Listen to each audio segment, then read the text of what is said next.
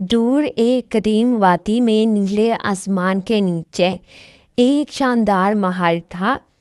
اس محل کو نور محل کہا جاتا تھا۔ یہ محل اتنا حسین تھا کہ لگتا تھا جیسے خواب سے تراشا گیا ہو۔ اس کے گنبدوں پر چاندنی نور بن کر اترتی اور اس پر ستارے چمکتے تھے۔ محل کی دیواریں سفید سنگ مرمر سے بنی ہوئی تھی اور ان پر سنہری پھولوں کی نقش کاری جگمگاتی تھی۔ باغوں میں خوشبودار پھول ہر وقت مہکتے رہتے تھے۔ اسی محل میں بادشاہ سلطان عرفان رہتے تھے اور ان کی ملکہ مہربانو بیگم بھی رہتی تھی اور وہ ان کے ساتھ وہیں قیام پذیر تھی۔ دونوں نہایت نرم دل اور انصاف پسند حکمران تھے، مگر ان کی زندگی میں ایک کمی تھی، ان کے ہاں اولاد نہ تھی۔ سالوں کی دعاؤں کے بعد ایک رات معجزہ ہوا۔ چاند کی چاندنی میں ایک ننھی سی رونق پیدا ہوئی۔ محل میں پہلی بار بچے کی ہنسی گونجنے لگی۔ بادشاہ اور ملکہ سجدہ شکر ادا کیا۔ اس بچی کا نام انہوں نے عبیرہ پری رکھا۔ وہ نور محل کی وارث تھی، ماں باپ کی آنکھوں کا تارا تھی۔ سب خادم اس کے حکم کے غلام تھے۔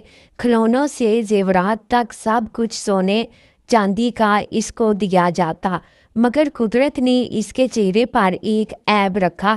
اس کی ناک موٹی اور ہونٹ بے ترتیب تھے، چہرے پر کچھ نشان بھی تھے۔ بچپن میں سب اسے منموہنی کہہ کر بلاتے، مگر جوانی میں آئینے نے اس کو حقیقت دکھائی۔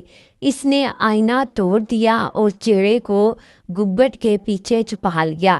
اب محل میں کوئی اس کا چہرہ نہیں دیکھ سکتا تھا۔ لوگ سمجھتے شرم ہے، مگر وہ خوف تھا۔ اسی دوران بادشاہ نے اعلان کیا کہ شہزادی کے لیے شہزادہ تلاش کیا جائے۔ ہمسایہ ریاستوں میں پیغام بھیجا گیا۔ نیلم نگر اور گلورستان سے شہزادے آئے۔ ان میں سب سے نمایاں تھا شہزادہ ریان۔ وہ جوان، بہادر اور نرم دل تھا۔ جب عبیرہ نے اسے دیکھا تو دل دھڑکا، مگر اپنے چہرے کے خوف سے اس نے اپنے آپ کو روک لیا۔ عبیرہ کے ساتھ اس کی ایک خادمہ تھی جس کا نام بیلا تھا، جو نہایت حسین اور پاک دل کی لڑکی تھی۔ شہزادہ ریان نے تنہا ملاقات کی خواہش کی۔ عبیرہ خوفزدہ ہو گئی۔ اس نے بیلا کو حکم دیا کہ وہ میری جگہ شہزادے ریان سے ملنے چلی جائے۔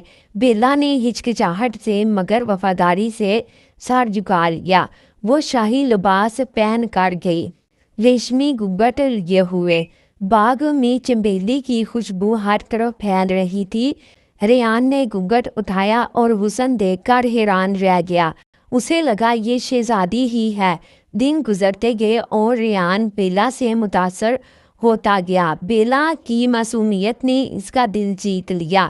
وقت نے راز کھول دیا۔ ریان کو سب کچھ سچ معلوم تھا، مگر اس نے بیلا کی عزت رکھی۔ اس نے کسی سے کچھ بھی نہ کہا، بلکہ سب کے سامنے شہزادی سے شادی کا اعلان کیا۔ محل میں خوشی کی لہر دوڑ گئی، مگر عبیرہ کے دل میں زہر اب بھی تھا۔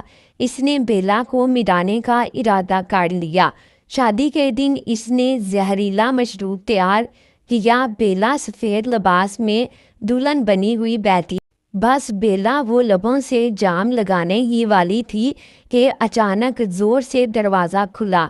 شہزادہ ریان اندر آیا۔ اس نے کہا، رک جاؤ عبیرہ، یہی تمہاری محبت ہے، ایک معصوم کی جان لینا؟ ریان نے کہا، تمہارا چہرہ مسئلہ نہیں، تمہارا دل بدصورت ہے۔ تم نے دھوکہ دیا، مگر دل کا پردہ اب ہٹ چکا تھا۔ شہزادے ریان نے کہا، میں اس عورت سے شادی کروں گا جس کا دل خوبصورت ہو۔ بیلا وہ لڑکی ہے جو سچائی کا پیکر ہے۔ عبیرہ رو پڑی۔ اس نے معافی مانگی۔ محل میں ریان اور بیلا کی شادی ہوئی اور نور محل اپنے آغاز سے جگمگا